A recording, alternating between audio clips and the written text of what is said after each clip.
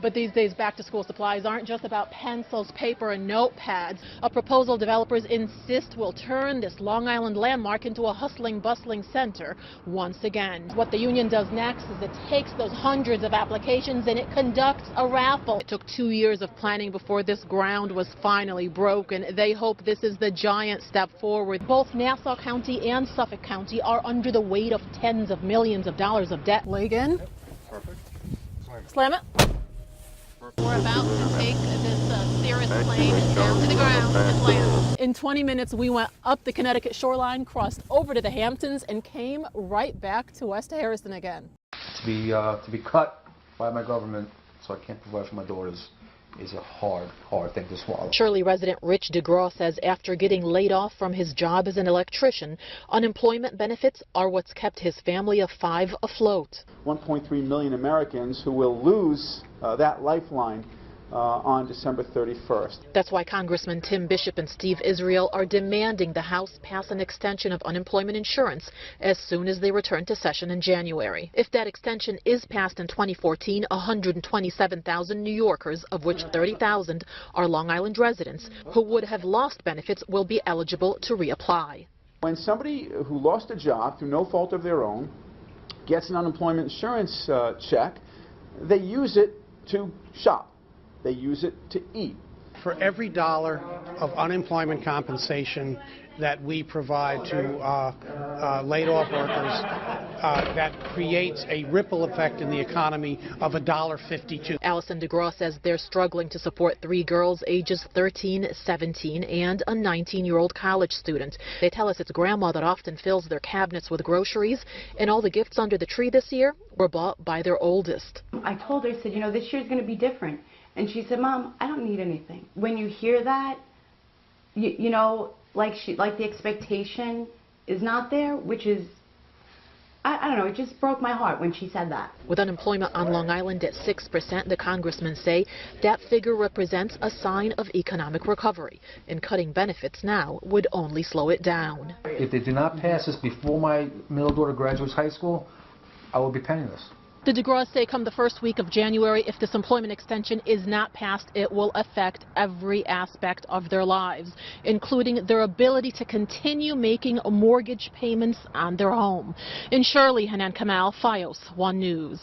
When you look across the street, that retail space has been available for over a year. You can tell that there's a problem here. New Hyde Park resident Leslie Curry says when an affluent area like Garden City is suffering economically, something must be wrong. Today, a report released by New York State Comptroller Thomas DiNapoli confirmed just that. According to that review, both Long Island counties were among the top 15 of more than 1,000 municipalities in the state considered to be the most fiscally stressed. The primary reason is that both counties relied too heavily on sales tax, and that's really what put Suffolk more into the position than Nassau. Economist Martin Cantor says another major contributor is the fact that we are a high-cost region. Despite Long Island being considered one of the wealthiest parts of the country, both Nassau County and Suffolk County are under the weight of tens of millions of dollars of debt that must eventually be paid off. Local shop owners also say doing business here is simply too expensive. I used to pay in my other places like $2,000 a year insurance. Now it costs $6,000 insurance.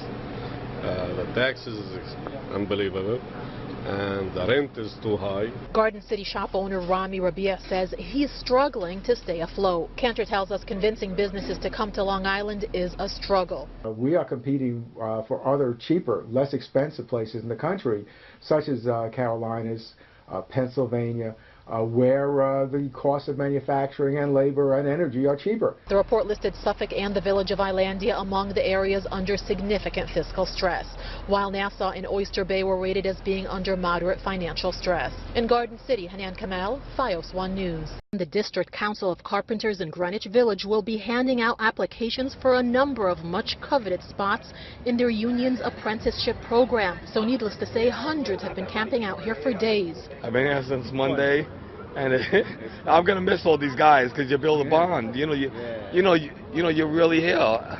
but it's been rough. From lawn chairs to blow-up beds and tents, they're all set up on the sidewalk and they stretch around the entire block, leading to the union's 395 Hudson Street headquarters. What was it like sleeping here yesterday? Oh, it was rough. You know, I didn't even have anything. And then today my mom came, dropped me off a sleeping bag. But they tell us it's all worth it. It's Carpenters Union, and I'm just looking for a great career, so I'm trying to start my life right now. I just turned 21 not too long ago. I want to start my own family. I don't have any kids yet because I don't have a steady job. But the union is only giving out a limited number of applications. They're taking 500 carpenters for basic carpentry, 150 dock workers for building the bridges, and 100 floor and like coverers. So out of it's 750 applications. What the union does next is it takes those hundreds of applications and it conducts a raffle. Those lucky enough to get chosen actually get an interview for the apprenticeship program. In Greenwich Village, Hanan Kamal. A few pens, pencils, maybe a few phone cases and accessories, maybe to decorate my locker. 14-year-old Ashka Pena of Elmont is about to begin a new school year, so she and her family are busy shopping here at Five Below in Westbury, making sure to stock up on those much-needed school supplies. So too was Elaine Rappaport of Merrick as she helped her grandchildren get ready for another year of elementary school. They need glue sticks and crayons, and what else did we need? Folders and paper. And markers and tissues. But these days, back-to-school supplies aren't just about pencils, paper, and notepads. Modern technology means kids may need to purchase items like smartphone cases, chargers, and even iPad accessories. Also here for the brand new school year is a whole new line of technologically driven backpacks featuring specially designed pockets and ports to accommodate today's gadgets and gizmos. But for Aubrey Manfrey of Merrick and her two children, there's a certain fashion accessory that's a must-have for the upcoming school year: rubber band bracelets. It's a new craze. I think it started early in the summer, and now it's really hit everybody's household. All my friends think that everyone's going to be jealous and asking them if they could have it. However, for Mom, nothing beats cutting costs. Well, I mean, everybody likes a good deal. Why wouldn't they come and get something for less? In Westbury, Hanan Kamal, FiOS 1 News. You feel like disbelief. I just paused because it was so devastating. We canoed to the front door. Val Mangelli, Katie Byrne, and Helen Ober, friends and residents of 16th Street in Bayville. They were left in shock after Sandy devastated their North Shore neighborhood. Our block, it's underwater.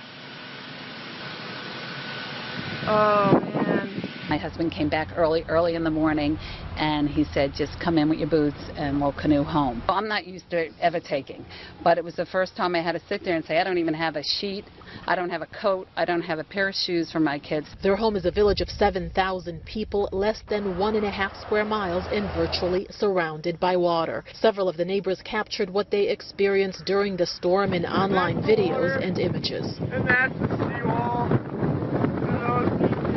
That's where a beach should be. Days like this, I'm glad I have a... Devising storm mitigation plans was a straightforward task for most Long Island communities, not for Bayville, a village cynics call a glorified sand dune. There is still no firm project on the table to guard against future storms, but there are some ideas. A U.S. Army Corps of Engineers study has called on a plan that would basically ring the village with a sheet pile wall encased by a stone and sand berm. But Mayor Douglas Watson says he doesn't believe the entire village needs to be walled in. We don't have to protect something that's basically grass and wooded area. So we can protect the parts that where the water does come in and affects the people's homes. It'll be money wisely spent. It'll be a smaller project, so it's more likely to get done. Mayor Watson hopes federal recovery money will turn the ideas into action. Bayville has come a long way in the past year, but the mayor wants to make sure the village never again suffers what happened during Sandy. Homes were flooded and a vital span was knocked out of service. It took almost 7 months to reopen the Bayville Bridge and West Shore Road. In that time, Bayville seafood manager Rick Ballstrom says his firm and neighboring stores lost nearly half of their business. When the road was out, this end of town became like a ghost town because out of sight, out of mind. People didn't come to this end of town. They drove around the other way. Another victim of the superstorm was the Bayville Haunted Firehouse. The event has drawn large crowds and raised funds every year since 1990. Organizer and Bayville firefighter Henry Incarnation says they lost everything when water filled the firehouse basement. You can picture this area down here with about this much, 4 to 5 feet of water. And he says the money needed to hold the popular event just isn't there. Minimum, maybe $150,000 to rebuild. But the people of Bayville say their village is resilient.